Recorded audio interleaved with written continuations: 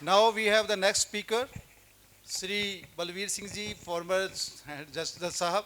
I would like to invite and please अपनी जो आपके पास जो खजाना है, whatever सर आपके पास पूरा अनलिमिटेड खजाना है, so please सर हमें वो नॉलेज वो जो आपके पास सब कुछ मतलब नॉलेज है एडवोकेसी से लेके एक ब्रिलियंट एडवोकेट से होते हुए फिर एक जज बनना, it was to be honoured कि आज हमारे बीच में हैं और हमारी एक महान हस्ती हैं ये, इट इज़ टू बी कि मैं ये कहूँगा कि हमारे शायद समाज के, अगर मैं गलत ना हूँ, if I am not wrong, he is the first session जज, तो that is to be honoured. ये वो हस्ती जिसका मैं जितना बखान करूं जितनी बातें करूं वो कम हो जाएंगी, क्योंकि because he is a brilliant experience, बहुत वास्ट एक्सपीरियंस है हमारे लिए और बहुत अच्छी बात बताएंगे हमें। Welcome sir, I have welcome you sir, welcome.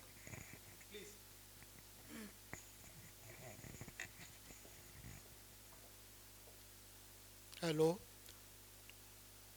Honorable Chief Guest, justice सिराधना, अवानासी और दूसरे सभी उपस्थित एडवोकेट्स, जजेस एट्सेट्रा। आज मैं चंडीगढ़ पिछली कॉन्फ्रेंस हुई है वो भी मैंने अटेंड की थी, बहुत अच्छा लगा। हमारी वकील बहुत हैं पर जो इतने यहाँ हाजिर हैं ये भी बहुत अच्छा लगता है। जिस टाइम हमने लॉ की मुश्किल से मिलता था 2-3 ज़िले में कोई वकील। मेरे को तो 73 में लॉ में एडमिशन लिया था और 73 से आज तक इसी काम पे हैं।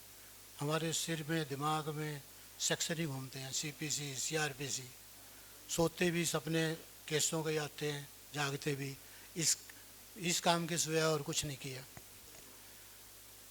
तो 76 में हमारा अम्बाला डिस्ट्रिक्ट पड़ता था, 3 ज़िले हैं अब उसके, यमुनानगर, पंचकुला। सोचने की चीज़, उस 76 तक इन तीनों डिस्ट्रिक्ट में एक इंजीनियर थे, वो चीफ इंजीनियर रिटायर हुए, एक MBBS डॉक्टर थे, कोई वकील नहीं था। फर्स्ट टाइम हमने लॉ की कुरुक्षेत्र यूनिवर्सिटी से, और उस टाइम पहली बार वहाँ, और जिस कोर्ट में सारा यमुनानगर गुजरों का इलाका है, पर वहाँ कोई ना कोई चपड़ासी ना कोई मुंशी कोई नहीं था, एक हिंदी की टाइप करने वाला था, सिर्फ एरिया सारा गुजरों का था। एजुकेशन की ये हालत थी। फिर दो साल के बाद 3-4 और आ गए वकील, फिर मेरा सिलेक्शन हो गया, फिर एक का सरकारी वकील का सिलेक्शन हो गया। कोई लॉ करेंगे पढ़ेंगे तभी सिलेक्शन होगी, तभी आगे बढ़ेंगे। तो अब तक ध्यान आता है, उस वक्त हमारे को इतना महसूस होता था और हमें अच्छा भी लगता है। इन कॉन्फ्रेंस में सब में जाते हैं, इस टाइम गुज्जर भवन है, पंचकुला में भी राजवीर सिंह जी बैठे हैं यहाँ, उनमें भी जाके बहुत अच्छा लगता है कि हमने वो दिन देखे हुए हैं। फिर जब मेरी सिलेक्शन हुई पंजाब हरियाणा हाई कोर्ट में, कोई क्लर्क चपड़ासी भी नहीं था, और इन स्टेट्स में भी 2 जज यूपी में थे, राजवीर सिंह जी थे, एक नागर JP नागर क्या वो थे, और एक दिल्ली में थे। बस हम कभी फ़ोन पे बात कर लिए या मिल गए, और इस सारे उसमें जुडिशरी में नहीं थे। जुडिशरी से तो दूसरी सर्विसेज में तो फिर भी थे, पर जुडिशरी में थोड़ी अच्छी हालत नहीं थी। अब आके अच्छा लगता है। हमारे हरियाणा में भी 8-9 के आसपास हैं, पंजाब में भी हैं, और यहाँ यूपी में तो काफ़ी ऑफिसर आ गए हैं। बाकी अब जैसे हमारा जो लीगल जस्टिस सिस्टम है, इसमें वकील, जज, पुलिस सबके सहयोग से, सबके उससे अच्छे फैसले, अच्छे डिसीजन आ सकते हैं। पहले वकील भी नहीं होते थे, जज भी नहीं होते थे, जो जस्टिस डिलीवरी सिस्टम उस वक्त भी था। एक वक्त था हमारे लोग जंगलों में रहते थे, शिकार खा लिया, फल फ्रूट खा लिए, फिर एक जगह इकट्ठे होकर रहने लगे, फिर ब्याह शादियाँ होने लगी एक जगह। फिर वो स्टेज देखो, उस टाइम कोई और सिस्टम नहीं था। वहीं एक जो परिवार का मुखिया था वो फैसले करता था, उसकी अपील कबीले का सरदार था उस पर जाती थी, और कबीले के सरदार के बाद सेकंड अपील कोई रियासत थी वहाँ जाती थी, वो राजा खुद करता था या अपने रिश्तेदार को बिठा देता था। और फिर जो आखिरी जो राजा, वो छोटी रियासतें थी, बड़ी थी। और उस वक्त का ना कोई कानून था, ना कोई लॉ, ना एक्ट, कुछ नहीं था। सिर्फ सुनते थे। राजा महाराजा फरियादी आए, किले पे खड़े हो गए ऊपर ड्योढ़ी पे, उन्होंने अपनी फरियाद सुनाई और खुश हो गए तो उनको 2 असरफियाँ दे दी। अगर नाराज़ हो गए और इसकी गर्दन काट के चील को में डाल दूँ। यही इंसाफ था, यही सारा सिस्टम था। क्यों उस टाइम वकील लॉ तो कोई मतलब ही नहीं था। फिर हमारे बादशाहों के टाइम यही चला, फिर मुग़लों के उनके वक्त यही चला, फिर इंग्लिश राज आया, उसमें ये सिस्टम पैदा हुआ। जज, कोर्ट, ये एक्ट बने सारे इंग्लिश पीरियड में बने हैं, सीपीसी, सीआरपीसी। तो जिस टाइम ये एग्जिस्टेंस में आए उस टाइम भी यहाँ वकील नहीं थे, लॉ कॉलेज भी नहीं थे। कोई एक 2-4 कोई रईस घरों से लंदन से लॉ करते थे। और ये जवाहरलाल नेहरू, मोतीलाल नेहरू, सरदार पटेल, जिन्ना, सब लंदन से करते थे। और वो भी राजनीति में ज़्यादा रहते थे, इसमें कम रहते थे। वकील की जज भी लॉ ग्रेजुएट नहीं होते थे। जब देश आज़ाद हुआ उस वक्त भी सारे जज लॉ ग्रेजुएट नहीं होते थे। और वकील भी प्लीडर कहते थे उनको, जैसे अब डॉक्टर में होता है ना, किसी ने डॉक्टर के पास 2-4 साल काम किया तो रजिस्टर्ड मेडिकल प्रैक्टिशनर कर दिया। यहाँ भी कोई मुंशी है, कोई और है, अच्छी तरह से कोर्ट में काम कर रहे हैं, उसको प्लीडर, एज ए प्लीडर उसके रजिस्ट्रेशन करते थे। वकील भी नहीं थे। और मैं तो जब सर्विस जॉन के, हमारे 2 सेशन जज ऐसे थे जिन्होंने सीजीएम रहते हुए लॉ किए। पहले हमारे पंजाब था, हरियाणा पंजाब इकट्ठा था, जॉइंट कैडर होता था एससीएस का, जुडिशियल एग्जीक्यूटिव इकट्ठा होता था। एक आदमी को जज लगाया हुआ है, अगले ट्रांसफ़र में उसको एसडीएम लगा दिया, रोडवेज में जनरल मैनेजर लगा दिया। ये जब हरियाणा बना तब कैडर सब अलग हो गया, जुडिशियल और ये एग्जीक्यूटिव।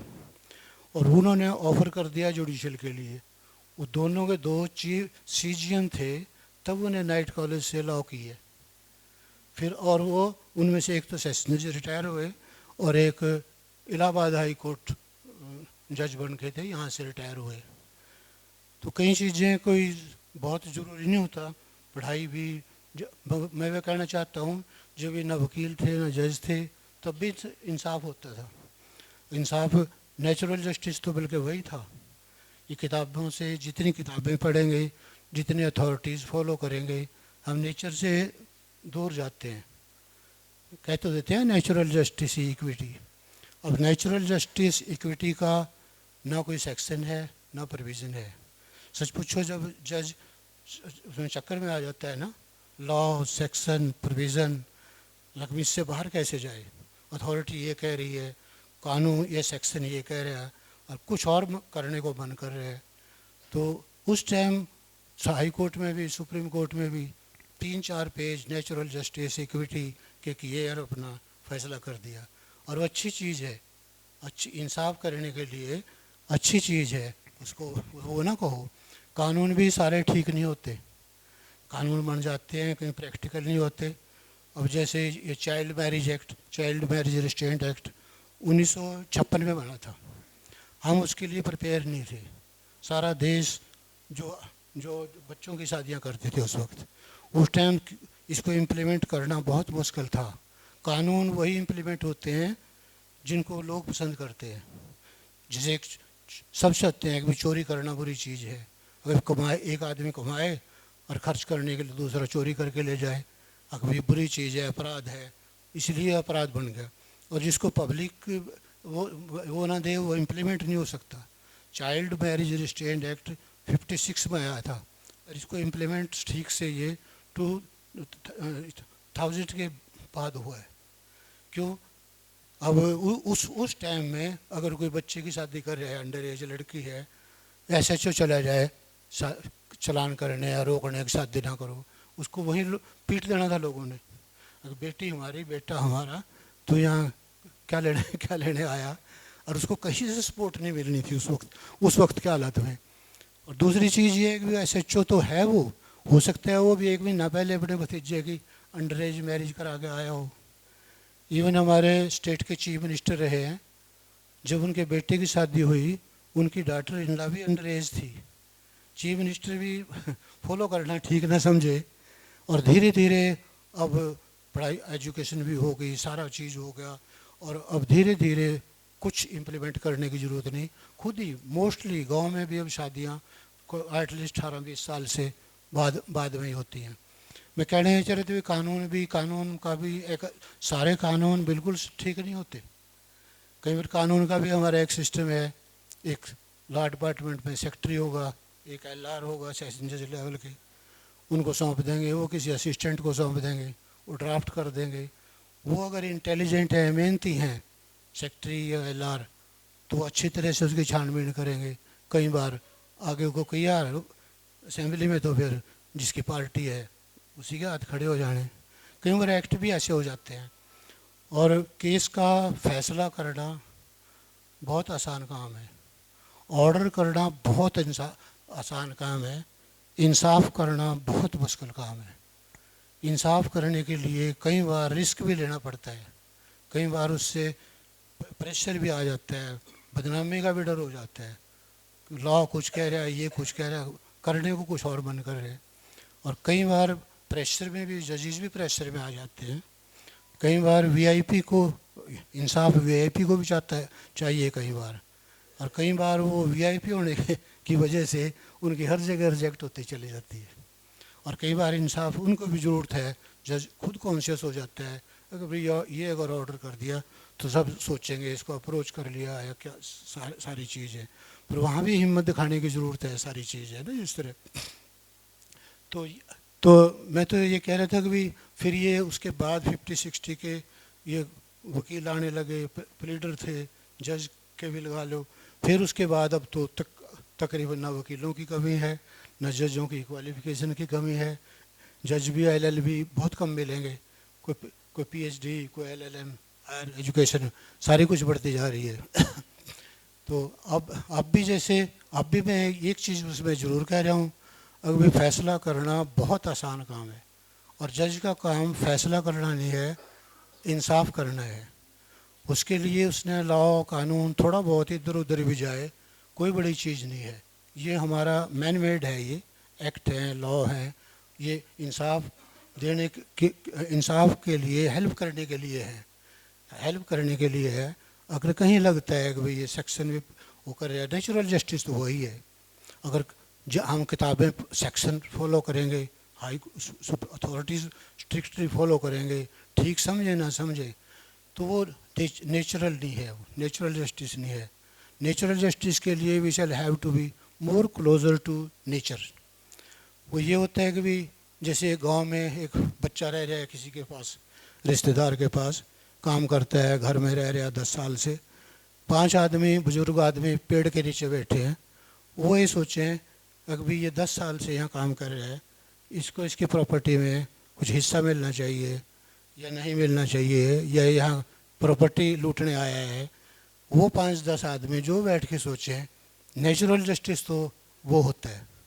बाकी अगर सेक्शन भी ये भी खाली लिख देने से नेचुरल जस्टिस हो गया, वो नहीं होता। उसके लिए हमें बहुत नेचर के करीब जाना होता है। बाकी हमारा भी जैसे शुरुआत की, मैं पहले भी कहा था, मुझे ये भी हो रहा है मैं कुछ चीज़ें रिपीट ना कर जाऊं।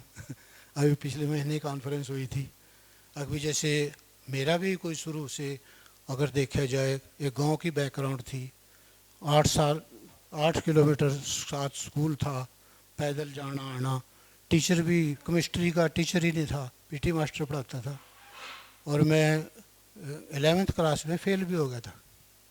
फिर BA करी, LLB जैसे कैसे की, प्रैक्टिस में आया 1-1.5 साल ऐसे घूमते रहे। सब ये कहते थे 2-4 साल यहाँ घर से खर्चा करना पड़ता है, तो प्रैक्टिस में बाद में इनकम होगी। अब 1-1.5 साल हो गया, मैं उसका स्कूटर का पेट्रोल और समोसे चाय उसके भी पैसे घर से लाता। मैं सोचा कल फैमिली भी होगी, बच्चे भी होंगे, और ये तो अच्छा प्रोफेशन चुना। मगर फिर आया कि भाई ज़ोर शोर से इसको करो या फिर छोड़ दो अपना। फिर उसके बाद मैं सीनियर से अलग होके 2 महीने बाद कसम खाई, अब आज से चाहे किसी से उधारा ले लेना, घर से पैसा नहीं लेना। उससे जब वो कसम खा ली, फिर उससे पैसे भी मांगने आ गई। यानी शर्म आती थी पैसे भी मांगते हुए ना। कोई कहता था कि ये फीस ले लो, तो कोई बात नहीं आके दे देना, मिलने वाला है, शर्म आती थी। अच्छा, उसके बाद 2-3 साल में फिर प्रैक्टिस अच्छी हो गई, सारी चीज़ हो गई, फिर मेरी सिलेक्शन हो गई।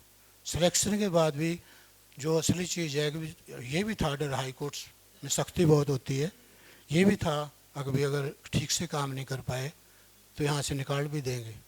उस मकाब तो लोग बधाई दे रहे हैं और कल मजाक करेंगे। उस अप डर में मैंने वो पहले 2 साल इतनी स्टडी करी, ज़िंदगी में नहीं करी, उसने बेस बना दिया वहाँ से। और उसके बाद आप लगा लो, जो मैं तो इसलिए कहना चाह रहा हूँ कि भी किसी के आपके नंबर भी कम होंगे, किसी के कुछ भी होंगे, वो ना समझो, आप किसी भी स्टेज से बढ़ना शुरू कर सकते हैं। और उसके बाद आप लगा लो मेरे को इम्पोर्टेंट 20 साल तो इम्पोर्टेंट से इम्पोर्टेंट असाइनमेंट रही है मेरे पास। जितनी भी कोई, मैं सीबीआई जज हरियाणा का रहा, चंडीगढ़ का अलग से रहा, और ये टेररिस्टों के केस, गैंगस्टर्स के, चंडीगढ़ में सीबीआई का भी था, और वो टेररिस्टों के थे 5 केस, उनकी कोर्ट अलग से जेल के अंदर बनाई थी। वहाँ 1 से 7 बजे तक जेल में रहता था, डर भी लगता था शुरू में, धीरे धीरे फिर इनसे इंटरेक्शन रही, फिर जिस तरह। और फिर गुड़गांव में वहाँ भी गैंगस्टर, गोलियाँ चल रही, ये चल रही, मिनिस्टर 8-7 सारे का सारा ना, वहाँ भी 2 चीफ मिनिस्टर थे, चंडीगढ़ भी। आखिर के जो मैं बता रहा हूँ ना, मेरा लेवल बहुत कम था, नीचा था। जब सर्विस में आया उस टाइम भी नीचा था, पर वो जो 2 साल वो मेहनत करी, उसने लेवल बना दिया। इम्पोर्टेंट से इम्पोर्टेंट असाइनमेंट सारी की सारी लास्ट की स्टेज तक। और सिलेक्शन होने के 15 दिन घर रहा हूँ मैं।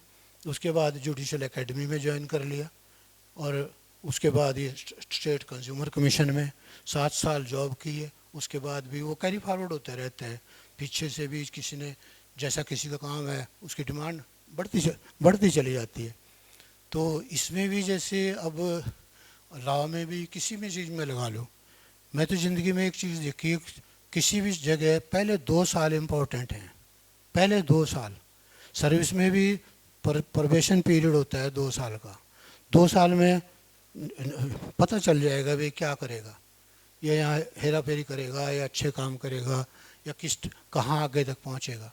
किसी भी उसमें पहले बच्चे को आप दाखिल कराओ, स्कूल में दाखिल कराओ, और पहले साल उसके सितंबर टेस्ट में या उसमें 90% मार्क्स आ जाएं, वो पढ़े ना पढ़े +2 तक उसके 60 से नीचे नहीं आएंगे।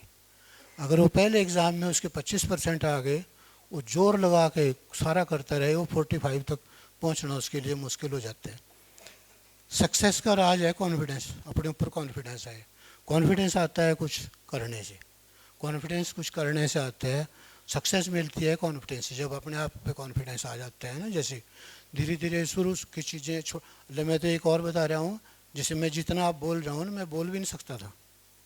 एकेडमी में रह के थोड़ी सी हैबिट बढ़ गई। और एक मैंने वो हमारे राष्ट्रपति थे ना, ज्ञानी जैल सिंह, उनका इंटरव्यू सुना था। वो कहने लगे कि मैं प्रजा मंडल में था आज़ादी से पहले, उन्होंने भी यातनाएं सही, जेल में भी रहे, उनके साथ भी एक्सेस हुई ब्रिटिश राज में। तो वो कह रहे थे हमारे प्रजा मंडल में, फिर वो भाषण देना भी सिखाते थे हमारे को। कहा मेरे अब तक कहा याद है, वो हमारे को सिखाते थे, अगर भाषण देना है ना कहीं, पहले तो तैयार करो, लिखो, उसको लिख के उसको तैयार करो, फिर उसकी रिहर्सल करो। रिहर्सल करने के लिए रात को गोभी के खेत में खड़े हो जाओ, चांदनी रात में गोभी के खेत में खड़े हो जाओ, और वहाँ ज़ोर शोर से भाषण झाड़ो। कोई आपका मजाक नहीं करेगा, ना कोई मजाक करने वाला, ना कमियां निकालने वाला। और उन भाषण देते वक्त उनको, गोभी के फूलों को ये समझो कि पब्लिक बैठी है, कि उनको पगड़ियाँ और टोपियाँ समझो, और उनको पगड़ियाँ टोपियाँ समझ के भाषण झाड़ो, और उनको जैसे पब्लिक बैठी है। फिर अगले दिन पब्लिक में जाओ भाषण देने, वहाँ ज़ोर शोर से भाषण दो, वहाँ जितनी टोपियाँ पगड़ियाँ हैं उन सबको गोभी के फूल समझोगा। उसका कहने का मतलब ये था कॉन्फिडेंस आना चाहिए। अगर एक आदमी यूँ बोलेगा ना कि भाई यहाँ इतने इंटेलिजेंट लोग बैठे हैं, इतने उसके बैठे हैं, कभी मेरा मजाक ना हो जाए, मेरे से गलत ना हो जाए, फिर नहीं कर सकता।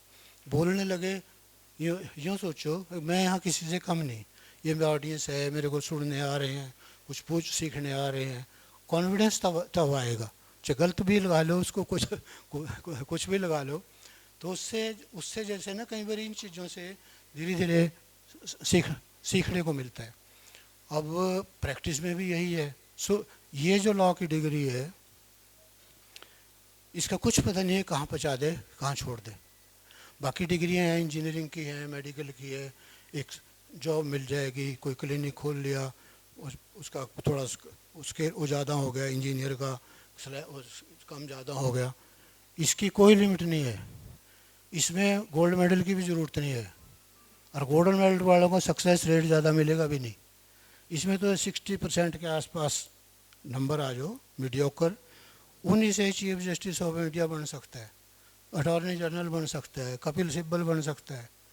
और आज इसी डिग्री से ये सारे 60% वाले मिलेंगे, और इसी डिग्री से आप सुप्रीम कोर्ट में तो काफ़ी संख्या उन वकीलों की होगी जिनकी एक दिन की 15 से 20 लाख इनकम है, और कोई इन्वेस्टमेंट नहीं, कुछ नहीं, काला कोट टाई, 5-7 हज़ार रुपये के जर्नल आ गए।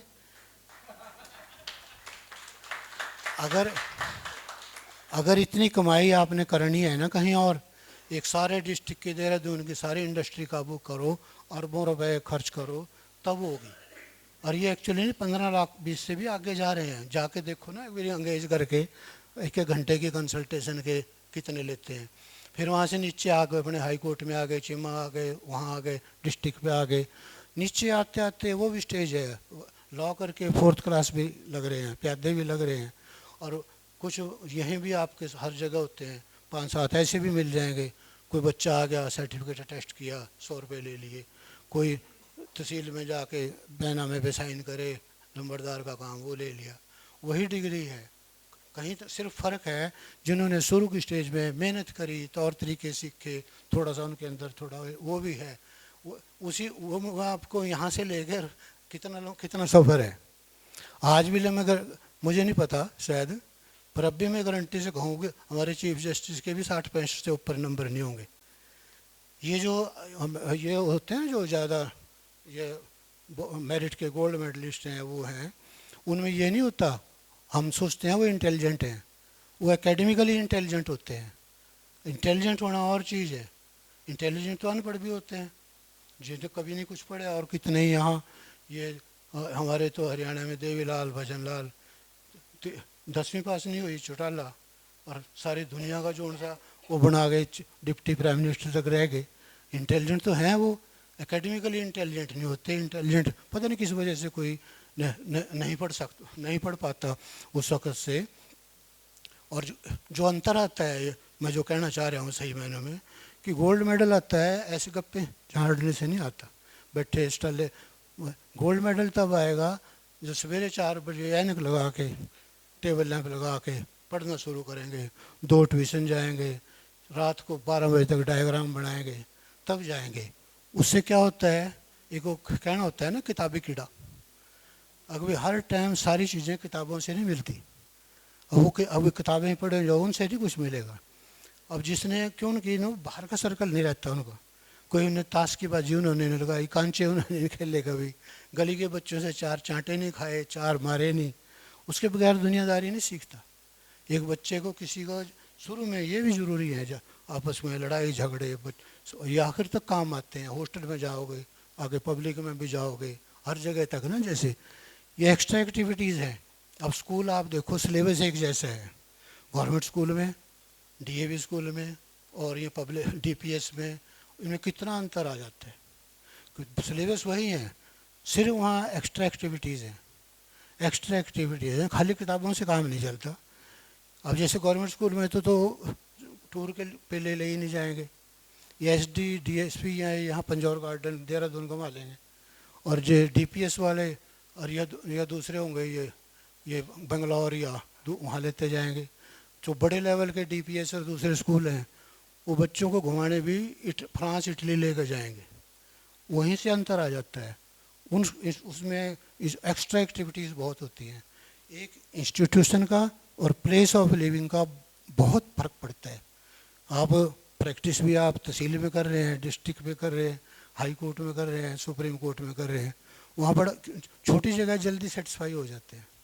एक गांव में रह रहे हैं, कस्बे में रह रहे हैं, एक गांव में रह रहे हैं, वहाँ क्या देखेंगे, अभी जैसे कंपटीशन नहीं है वहाँ, इस करके प्रोग्रेस नहीं होती। वहाँ देखेंगे हमारे 3 लाख की गेहूँ होगी और शाम को आन के चौपाल में कहेंगे 4.5 लाख की हुई है। अभी थोड़ा रुतबा बढ़े, फिर देखा कि गाँव में चबारा सबसे ऊंचा है हमारा, और फिर देखा एक सरपंच का इलेक्शन लड़ लिया, फिर सोचे सत्ता भी अपनी आ गई। वहीं सेटिस्फाई हो जाएगा आदमी को, इससे आगे तो बचा है कुछ नहीं। और जो वहाँ से बाहर निकलोगे ना, डिस्ट्रिक्ट हेडक्वार्टर पे जाओगे, दिल्ली जाओगे, जब ये आपकी ये फर्दें, जमाबंदी, किले 50-30 जितने भी है ना, जब इन फर्दों को लेके चांदनी चौक पहुँचोगे ना, तब होस्ट खाने आएंगे हम कहाँ हैं, हम तो बिलो पॉवर्टी लाइन है। इतने में हमारी ये फर्दों को इनको बेच के हुक्के की भी पकड़ी नहीं मिलती वहाँ जाके। फिर वहाँ आदमी छटपटाता है औरों को देख के, मैं भी कुछ प्लाट ले लूँ तो फ्लैट ले लूँ, 2 रूम का नहीं सिंगल रूम का, छटपटाता है। छोटी जगह पे छटपटाहट कम है। इवन प्रैक्टिस में भी तहसील पे, डिस्ट्रिक्ट पे, हाई कोर्ट में उसमें फ़र्क पड़ता है। बाकी जो असली चीज़ है, कुछ ही बाकी तो बातें हैं, मेहनत करना, तो मेहनत के बगैर तो कुछ नहीं है। और दूसरा, एक वकील को भी और जज को भी कई बार ना एक वो एक्टर की तरह एक्टिंग करनी पड़ती है। कैसे प्रेजेंटेशन है, कैसे पेश होना है, किस जज किस मूड में बैठे है, सारी चीज़ देख के ना वहाँ रिलीफ लेने के लिए किस मौके पे, पहले अगला गुस्से में बुरा हाल हो रहा है और वहाँ अपना स्टे का केस फाइल रखे, वहाँ नुकसान होने के चांस हो जाते हैं ना ज़्यादा। और प्रेजेंटेशन ड्रेसअप होके जाना, वो होके जाना, और स्माइलिंग फेस जाके ना, जैसे तो हमारे यहाँ हमारे जो वहीं जो प्रैक्टिस करते थे, वहाँ थे एक सरदार जी वकील, हंसी मजाकिया थे वो। तो मैं वहाँ कोर्ट में बैठा, तो वो आगे वो कुर्सी पे बैठ गई, तो मैं तो कुछ काम कर रहा था, तो जज साहब ने वो खाली वाइल में जो ना रीडर उन पे साइन करा रहे थे फाइलों पे, वो उनसे कहने लगे, जब साइन करते करते ना जिस तरह वो उनसे बोलने लग गए, वकील साहब क्या कुछ काम है? ना जी कुछ काम नहीं है। फिर कैसे बैठे? वैसे ही बैठे। थोड़ी देर में फिर उनको फिर हो गई परेशानी जी, मैं साइन कर रहे यही बैठे ना, कुछ सीनियर अच्छा वकील। फिर कहा जी कोई काम हो बता दो। मैं कहा नहीं जी कोई काम नहीं, आप कर लो, कहा बाद में देख लेंगे। फिर उसको यार नहीं बता ही दो क्या काम है। पहले कहने जज साहब बात ऐसी, मैं आया तो किसी काम था, पर मुझे आपका मूड अच्छा नहीं लग रहा। कहा क्यों? आप मुझे गुस्से में लग रहेगा। कहा नहीं मैं गुस्से में नहीं, मैं तो ठीक बैठा हूँ। नहीं कहा मेरा केस स्टे का केस था और अब ऐसे मूड में बैठे, मेरा तो गड़बड़ हो जाएगा, मेरे लिए तो इम्पोर्टेंट है। वो हंसी छूट के वो कहा मैं गुस्से में नहीं हूँ बिल्कुल, तो ला फाइल। वो फाइल लेके आया, उन्हें 1-2 पेज पढ़ा, उसका स्टे करके दे दिया। तो ये जो तौर तरीके टेक्स्ट जैसे ना, एक तो ये मैं बताया ना कैसे पेश होना, कैसे बात करनी, लड़ना झगड़ना जिस तरह का ना, कहीं उसके भी नुकसान होते हैं जिस तरह का ना, कई चीज़ें ना। तो ये तो अपनी प्रैक्टिस के हिसाब से मैं बता रहा हूँ कि कोर्ट में प्रैक्टिस में भी एक जज वकील को भी वहाँ रोल करना होता है, एक्टर की तरह एक्टिंग करना पड़ता है सारे ना। जैसे चेहरे पे गुस्सा भी आ रहा है, जब भी मुस्कराना पड़ता है, कई बार गुस्सा भी दिखाना पड़ता है थोड़ा बहुत। और बहुत कुछ हो गया है।